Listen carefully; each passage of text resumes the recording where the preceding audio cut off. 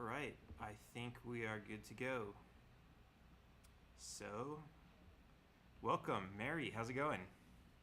It's going great. Thanks for having me on. Awesome. Yeah, anytime. It's I actually I actually met you a couple years ago when I first I think it was like a candidate training in San Antonio, Texas. I don't know if you remember that. Yes, yes. But so that was actually like I had just kind of got introduced to the Libertarian Party, and they were like, "Yeah, we need as many candidates as we can." And so they convinced me to run, and that's when I met you. And I actually bought one of your earlier books, Short Answers to Tough Questions. And long story short, now I'm like all crazy into the Libertarian Party. So it was definitely a good book, and I think that it had a lot of great perspectives because I know like libertarians we get asked all these questions like who's going to build the roads, um, and I think that really had a lot of interesting perspective on that. So thank you for writing that. Um, so now I guess let's talk about your new book. So you actually have a new book out that you just published this year, right? That's right. Death by Regulation, How We Were Robbed of a Golden Age of Health and How We Can Reclaim it. Awesome. So tell me a little bit about this because Mhm. regulation is. Someone posted the other day. If you, what did they say? You might not think government plays a big part in your life, but try to start a business or build something on your own property, and you'll see pretty quickly. That's right. Well, of course, I was a pharmaceutical researcher for 19 years. And during that time, the 1962 amendments to the Food and Drug Act were really kicking in. And these are kind of open ended regulations, so they metastasize every year. And we started to joke, it was kind of gallows humor, but we started to joke that we no longer had any time to discover new drugs and new cures and therapies because we were so busy meeting the regulations, which grew every year, that we simply didn't have time to actually find something new. And it's it those amendments took the time that it takes to get a drug from the lab bench to the marketplace from 4 to 14 years. So, as you might imagine, a lot of Wow. people died waiting. And if you saw the Dallas Buyers Club movie, you Hmm. saw what happened to the AIDS patients. They were trying to import drugs from overseas that we didn't have here yet in the US. They were selling supplements and vitamins, and they even hired black market chemists to make the same drugs that we were working on in the pharmaceutical industry.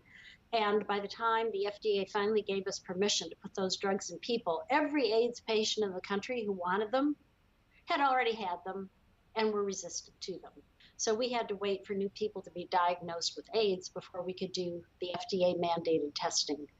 And because there's been so much work done on the pharmaceutical industry and the impact of drugs, you can actually do a pretty good calculation about how many people have died waiting for new drugs. It's about 15 million people since the 1962 amendments were passed. And of course, when you have that great of a time period, the cost rises and it's rising exponentially every year. So innovation is also limited. I mean, I even had the FDA call me up one time and say, Dr. Ruwart, we're all excited about your research because we understand you've just filed a patent for prostaglandins and liver disease. And there's nothing for liver disease. 100,000 people die every year. So we want to tell you that we're here to help you get this drug to market. And I was, at the time, I was young and naive, so I thought that would change things, but it really didn't because according to their own regulations, there has to be two, at least at that time, two studies done in the US with a certain level of statistical significance. And the problem when you really have something totally new, then you don't know how much drug you need to give. You don't know how many times a day you need to give it. You don't know how long you need to give it. Liver disease is something that builds up over time. And so we didn't know how long we'd have to treat to reverse it. So if you don't guess right on all of these parameters the first time, then you don't get the statistical significance and you have to start over. And if you have to start over, at least according to our calculations, by the time we actually got the drug to market, if we had to repeat studies, the drug would be going generic the first day it was on the market, there would be no possibility of recovering our development costs. So the company decided they would not develop that drug. They would not put it on the market. And that's pretty sad because Wow. subsequent human trials suggested that it probably would have had a good chance of working. So this is a very conservative estimate that I'm giving you. About 26 million people in America have died because of this loss of innovation. And, this is just in the US. So this is, like I said, it's a rather conservative calculation. And what that means is it's cost each of us about 5 to 10 years of our lives, or half of us about 10 or 11 years of our lives. And so everyone's affected. And probably the biggest concern I have with the amendments is the fact that they shifted our medical paradigm from inexpensive prevention to expensive treatment. And my guess is that these numbers would be doubled by the time you factor in the prevention. But I can't do the calculation for that because there haven't been enough studies done. I can only say, at least for the drug industry, we've probably lost, because we don't have the innovative new drugs, 5 to 10 years of our lives. Wow. So now, these drugs, so these are like U.S. laws. So you're saying these drugs were not created because it wasn't profitable. Could they have been created in another country?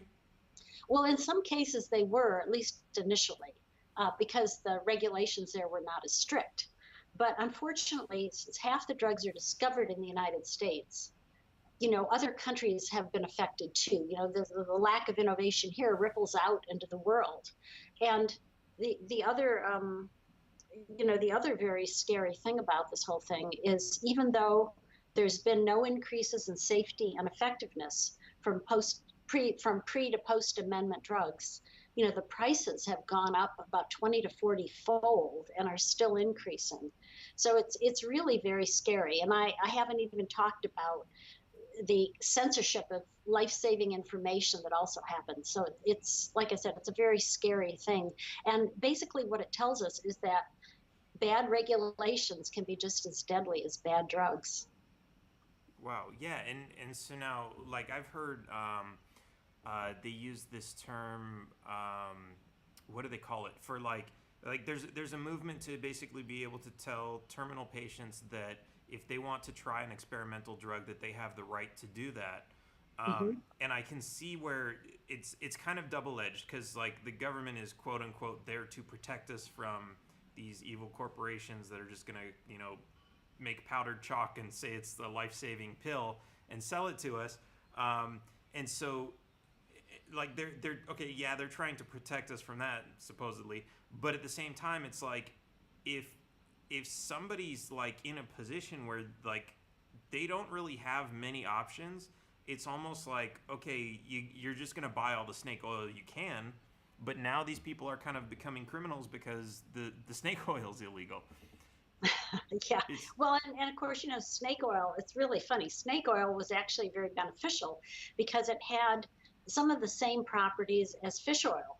But when they've done studies with snake oil and fish oil, what they found is snake oil has some kind of property that really increases the endurance in rats that are, put in water and they have to swim continually.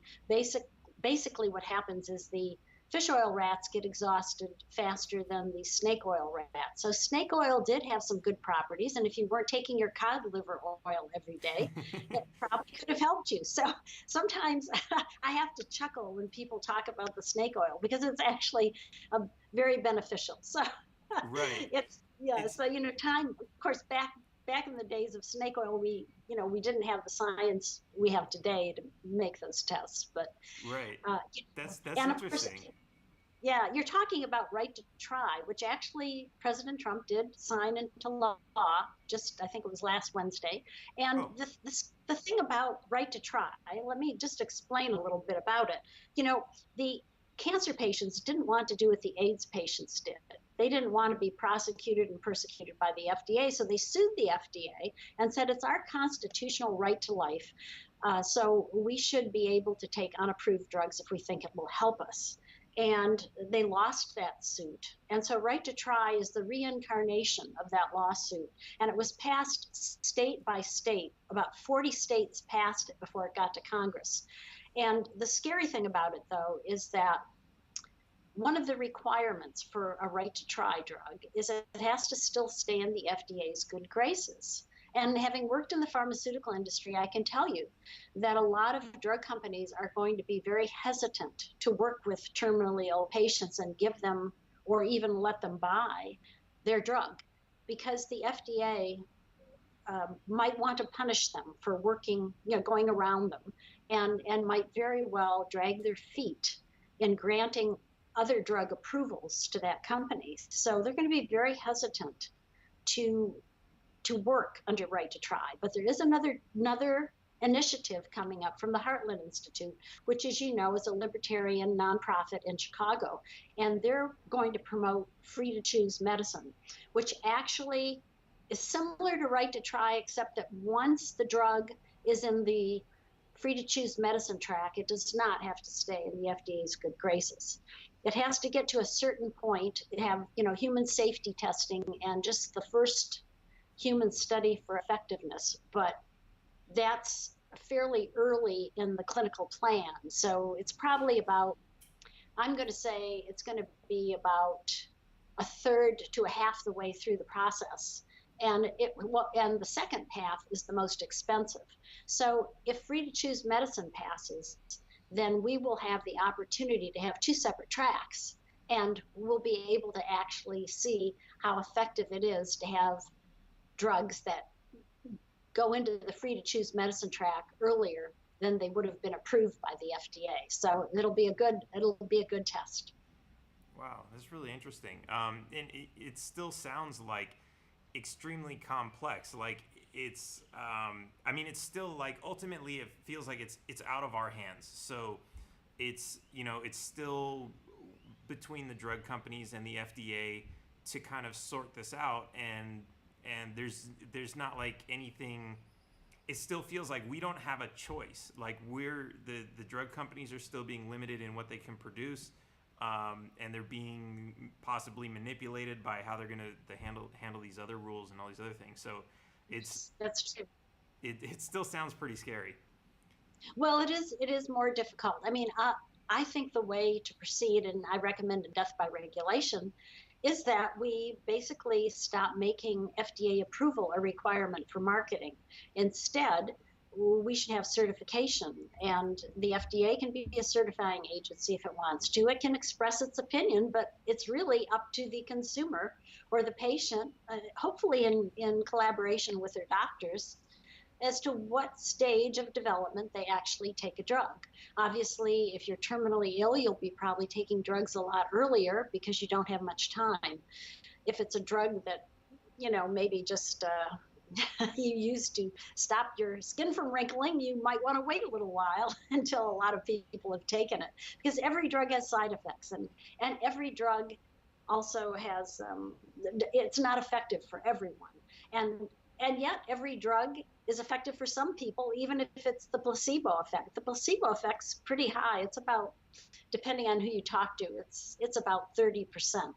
So most terminally ill patients will have a pretty good chance of having at least a placebo effect in some of these studies.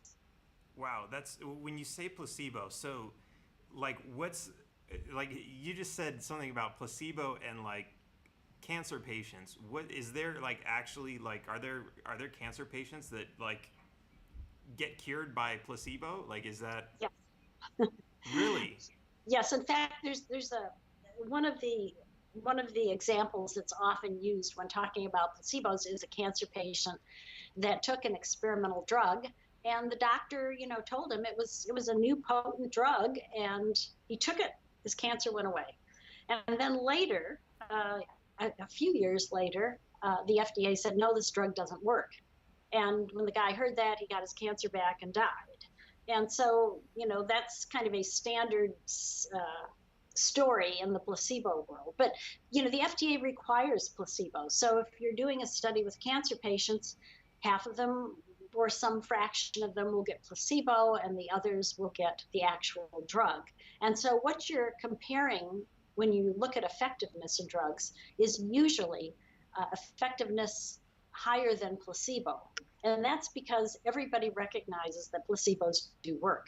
So there's no drug that doesn't work at all, That's even if it works by the placebo effect. that's really interesting. So, because it's like I've always been like told, like I guess I got that from my mom. She was like always into you know uh, how powerful your mind is when it relates to your body, and how it's really fascinating. So like you have a disease in your body, and that's let's say it's the result of the chemistry of your body. And so what you try to do with medicine is you create a chemical that goes into your body that's supposed to counteract that. But it's like if depending on your actual mindset, it sounds like the placebo is basically tricking your body into reproducing that same It can. effect. Yeah, we don't really understand the placebo effect very much because, and we should, because if we can cure ourselves, it would be really good to know how to do that, right? Right. Well, I don't think the doctors are going to like that if they can't prescribe you anything, but they just tell you, oh, just go home and relax and it'll go away. Just think about it Well, really hard. Um, of course, we would like to see that, right? We would like to know how the placebo effect works, and it's too right. bad studies aren't done about that. Yeah, absolutely. I think like that's really fascinating. And to see that the percentages are that high. Like I never thought they were that high. Like I thought they were like 5 or 10% or something. But that's really fascinating. Mhm. So what else is in this book? Well, basically, the bottom line of the book is that, this is really, I think, maybe the best demonstration of how regulations backfire. And it's not the first time this has been put together. I mean, there were some early studies after the 1962 amendments showing that the number of people that could possibly be saved by them was much lower, uh, than one would think. And in fact, there was, about 4 times as many people were actually harmed by the regulations as were saved by the regulations at best. So early researchers had already figured this out. The reason I did this is because there's been so much work since then that it's actually possible to do a pretty good estimation of how many people have died or have lost years of their lives. And I thought it would be a good demonstration because one of the things that people always point to when they talk about regulations saving us is FDA regulations. So here's an instance where it's actually pretty easy to show that these regulations are detrimental. And other studies have shown, for example, that the more stringent that the licensing laws are for electricians, if you look state by state, the more people die of accidental electrocutions. And that's because when you have a lot of licensing restrictions, then fewer electricians are in your state, and so they can charge higher prices. And when they do that, the poor, especially, who can't afford to bring in an electrician at these high prices, say, well, either I'll do it myself or do without. And that's where they get into trouble.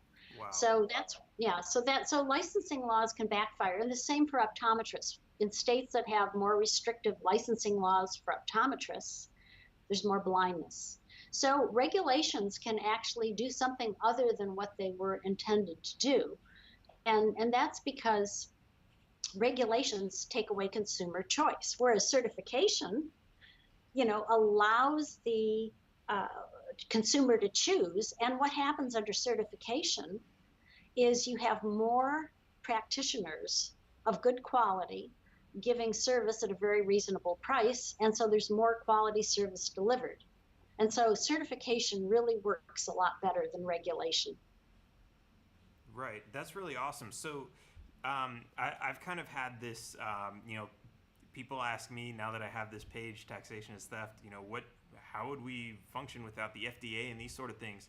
And it's interesting because that's kind of, I know there are some libertarians that are like, yeah, we just need to shut the government down overnight. And my philosophy has always kind of been like, no, with something like the FDA, we need to make it more of like, instead of shutting it down, allow it to become competitive for some sort of transitional period. And that's kind of like what it sounds like you're talking about, like where it's not mandatory anymore, it's optional. And then you have the ability for like other companies to come up and offer the same certification, and maybe they're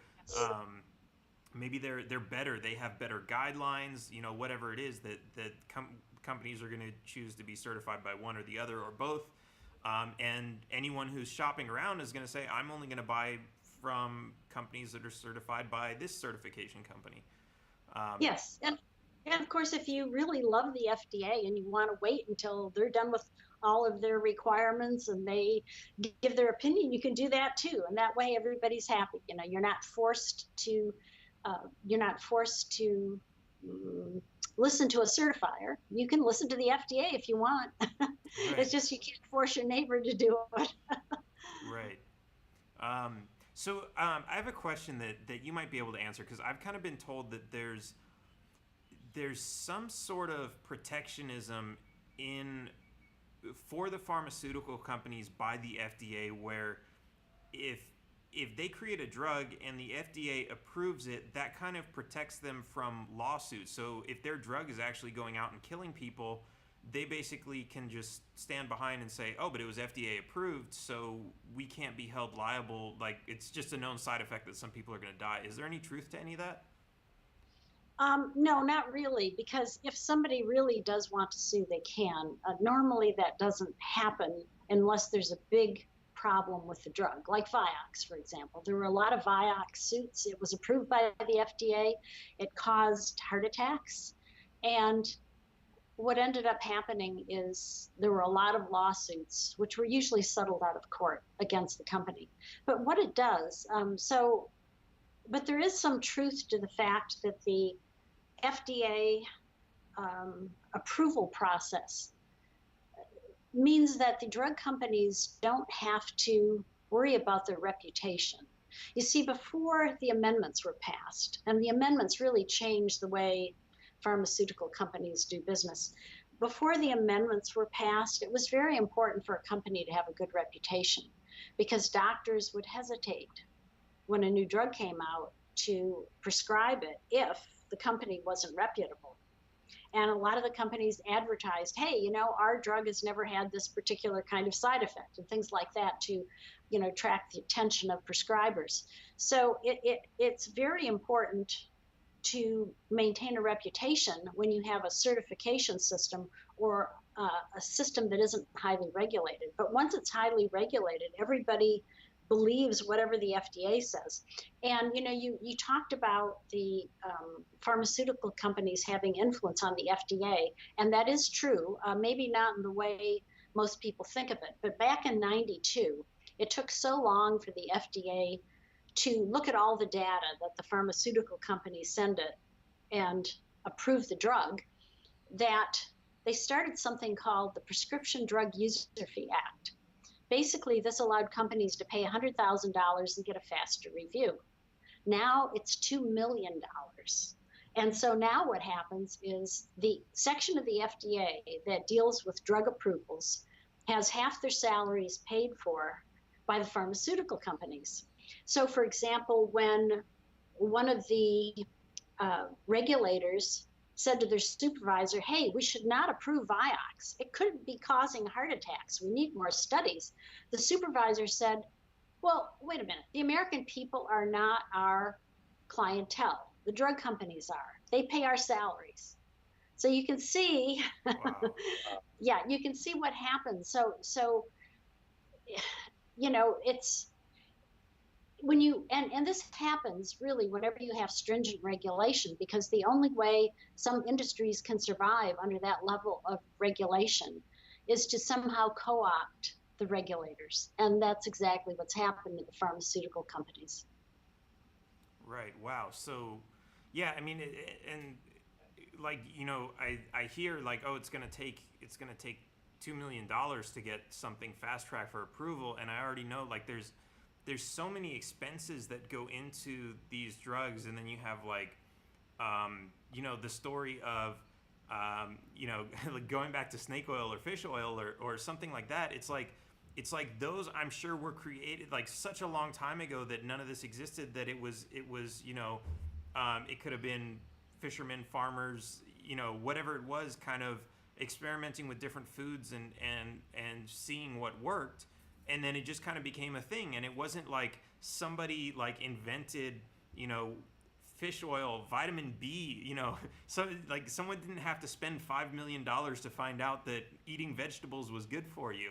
um, it's really insane. And like it's kind of, we're all kind of like normalized to it now, where it's just like, well, yeah, they're playing with chemicals and they have to test them on people.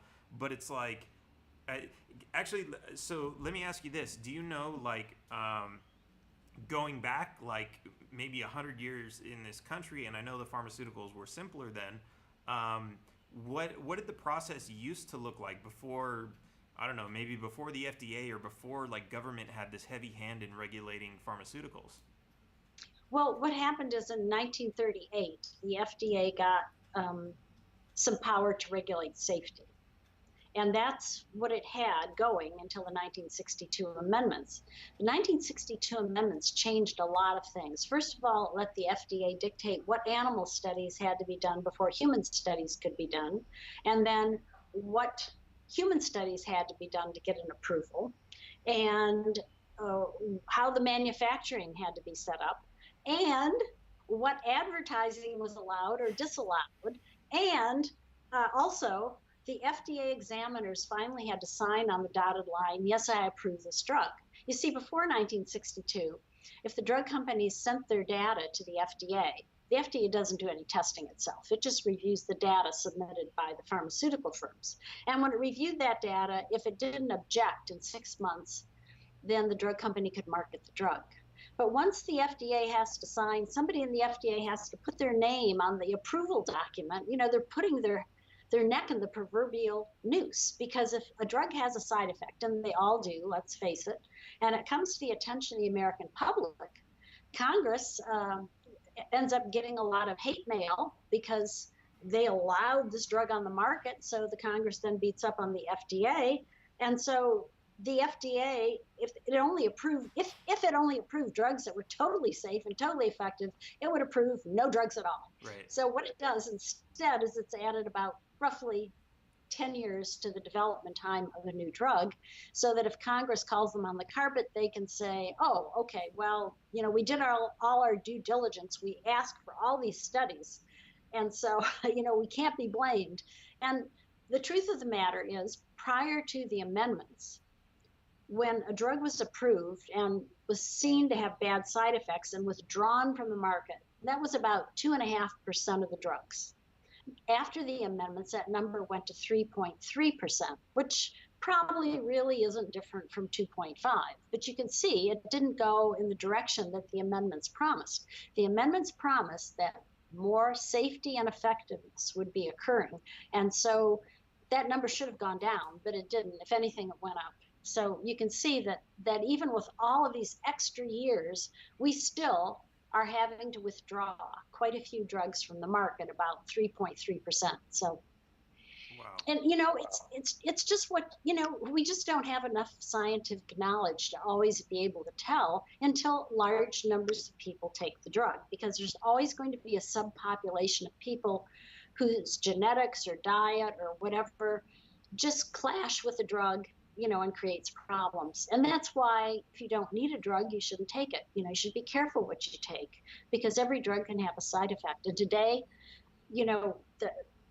there's a lot of prescriptions being given to a single person. A person can have, especially a senior, can have a couple dozen drugs that they're taking every day. And, your body has a hard time with that, especially if you're taking it for years or even decades. Yeah, absolutely. I actually just went through that with my grandmother. She just turned 100. Um, For her. yeah, a few weeks ago. So, but she basically, she was on a lot of different medications, and she was moved into a nursing home where a doctor had to review her and basically said, like, this is crazy. There's way too many, like, and the dosages on some of these are way too high. So he basically ended up taking a lot of them away. And nothing. Well, one of them, I guess she had kind of her. It was a seizure medication, and they decided that they didn't want to take it all the way away. They wanted to leave a little bit, but they reduced the dose a lot. Hmm. And it's interesting. It's like I guess it's kind of like a I'm going on a different tangent, but it's interesting that like it's like you were saying, there's all these different drugs, but it's like yeah, sometimes it's easier to just give them to quote unquote be safe, but is that actually being safer, or is it creating more problems? Yeah. So that's and finding a doctor that has the time to review every patient and the chemistry and keep up to date with that, I'm sure is just next to impossible because there's so many people and so few doctors. Yeah. um, but And of course, that's because of regulations too, but regulations on medical licensing laws. right, I was just going to ask because I think where did I read that? Um, I can't recall where I read it, but there's restrictions on things like so from what I understand, there's a lot of people who migrate to the U.S. who are from either India or the Philippines, and they're doctors.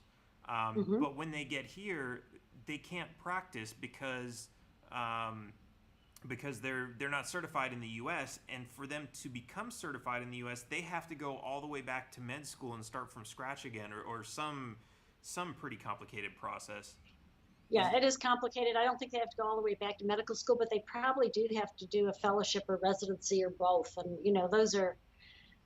they're both like 2 to 3 years long. It's very long hours. It's very punishing. In fact, California at one point actually passed a law saying doctors couldn't work more than 70 hours a week. So that kind of tells you how bad it can be. Yeah, it's and like I mean I know there's a lot of different factors that go into the cost of healthcare, but like you said, it's the regulation. That's actually the exact same example you gave with the electricians. The fewer there are, the higher the prices go. And then of course Exactly. you have a lot of people trying to do the do it yourself medication. Like there's I mean I've a lot of people whenever the word cancer comes up, like a lot of people who are into the marijuana cures cancer crowd will tell people like, yeah, don't take any of the drugs, just take marijuana. And it's like that might be helpful, but like without like I mean, what are you going to just do this without like x-rays and like I mean the doctors do have some knowledge and they do have tools and they can see what's going on a little bit better than just telling someone to take some marijuana and solve the problem. But it's like it's just like the electrician example. If somebody finds out they have cancer and it's like, okay, I don't have insurance, I have to pay $20,000 for every single doctor's visit versus I'll just smoke pot until I die, then people are going to take that option, and that's kind of scary. Yeah, yeah. And cancer, even though heart disease and stroke, I should go back and say the three major causes of death in this country are cardiovascular disease, um, like heart attacks, stroke is number three, and number two is cancer. But cardiovascular disease and stroke have been cut by about 50%, 50% in half over the last few decades. But cancer, not so much. And part of that is the FDA, even before the amendments were passed, was quite belligerent towards doctors who invented what they believed was a cancer treatment. And they didn't just tell them no, they prosecuted them. They tried to throw them in jail. And it's maybe not surprising. In fact, here in Texas, Dr. Brzezinski, I've heard of him. he's in his 70s now. Yeah, he's been prosecuted multiple times by both the FDA and the Texas Medical Board. He says the two are in cahoots. That's probably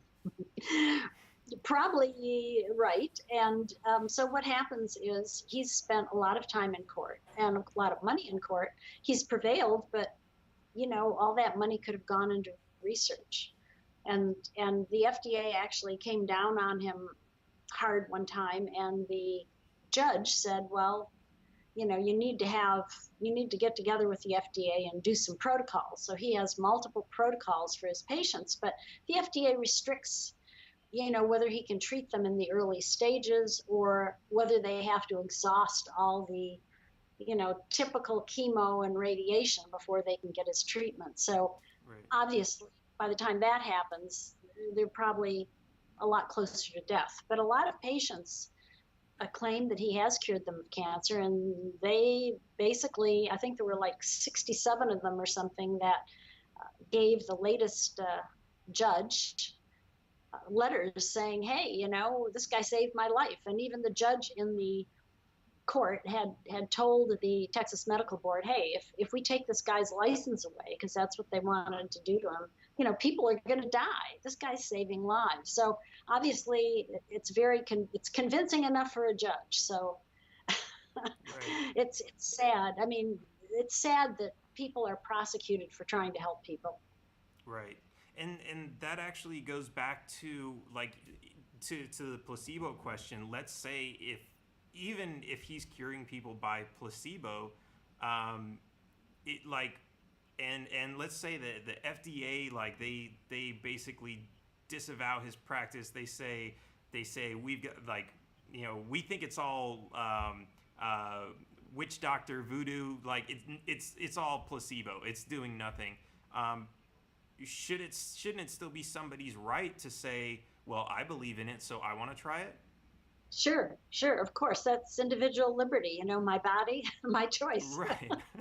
So I think it's like fascinating that like even to that extent, I just feel like I don't know if this has happened, but I just feel like even if all of those patients would have gone into the court and said, yeah, I don't care if it was placebo, it worked, and so I had that right to choose that. If like Yeah. judges would even say like okay to that, or if they would be like, well, no, it's not actually working, you just think it is.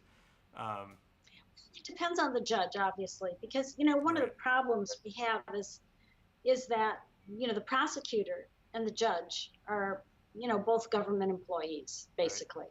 So there's a tendency to, I think, to side somewhat, have a bias, shall we say, with the prosecutor. And I've seen this myself. I've been in court a number of times for various things, and it just, it seems like that is indeed the bias. So I'm not saying that all judges are like that or that they would intentionally do that, but it's just kind of the way it comes down. So it's very hard to um, it's very hard to go into a court and not feel like you're going to lose even if you win because it's so expensive. And this is part of the problem. So it costs $2.5 billion on average to put a new drug on the market. And this wow, includes the cost of failures. Most drugs fail. So you have to kind of include that in the price tag for the right, drug that finally makes it, right? So no doctor is going to have $2.5 billion.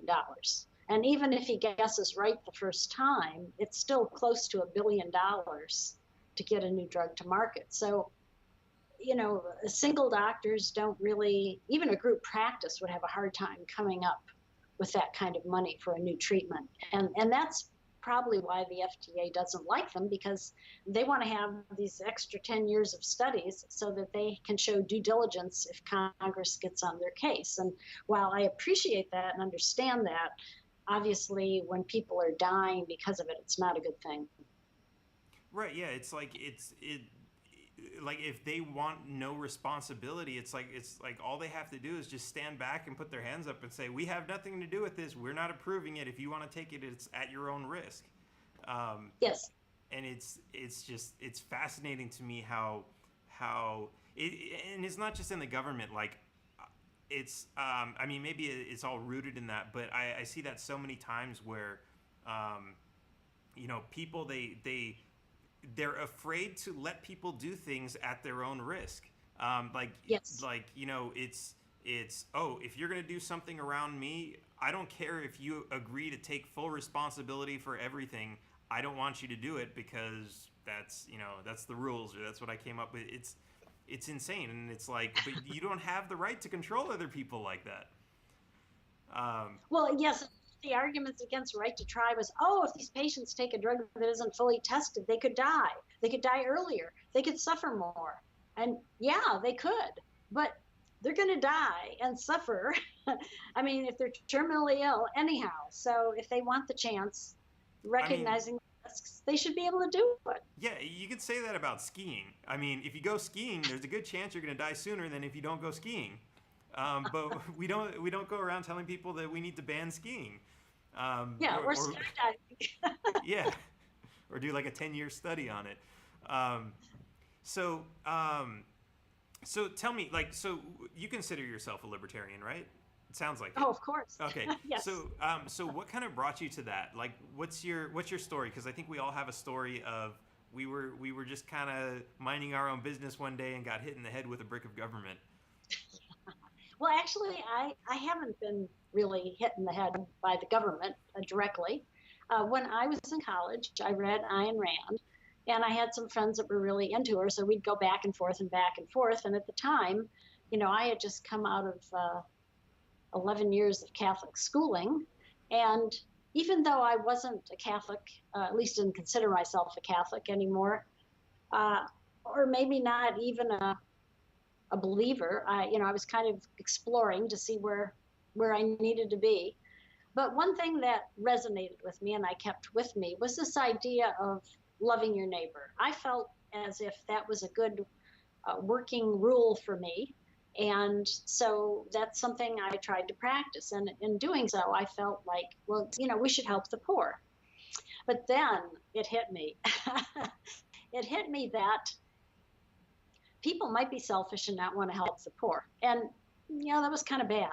But what was even worse is if I took a gun and put it to their head and say, you will help the poor, that was an even more horrible act than selfishness. That was actually committing violence against someone. And that was a lot less loving. So once I came to that conclusion, it was like I was a libertarian. And I thought, oh, okay, I don't believe in taxes. I think taxation is theft. But I do think, that maybe the taxes help the poor. And I thought that until I actually worked with the poor. And once I started working with the poor, I saw things entirely differently. Because what I was doing is I was renting housing, and I found out that most of the people who were on welfare were actually able-bodied. And a lot of them chose to go on welfare in one way or another. I mean, I actually had a couple that made the decision to go on welfare so they'd have a lot of extra time. They wouldn't have a lot of money, they got that, but they were okay with that. I had another lady that had 3 children, and she was a really sweet lady. And she took me aside one day and said, you know what, Mary, you work all day at Upjohn, and then you come here and work on the apartments. And what you need to do is have children get on welfare and be able to rest. Oh wow. And I'm like, oh wow, yeah. So and then the saddest thing though for me was the fact that I'd get young high school women who were pregnant and decided to have the child, and they'd come to me and say, okay, in 2 months or so, when I have the child, I'll be getting a welfare check. I can rent this apartment from you. And then they'd rent the apartment and realize that the welfare check was not enough for a baby, to take care of a baby. So they'd have another child because the check would be bigger, and then a third child. And then after the third child, you didn't get any more money for the fourth child. So by the time these women were 21, they went, I'm going to be poor the rest of my life unless I get a job. So I need to go to work. But they had no high school diploma.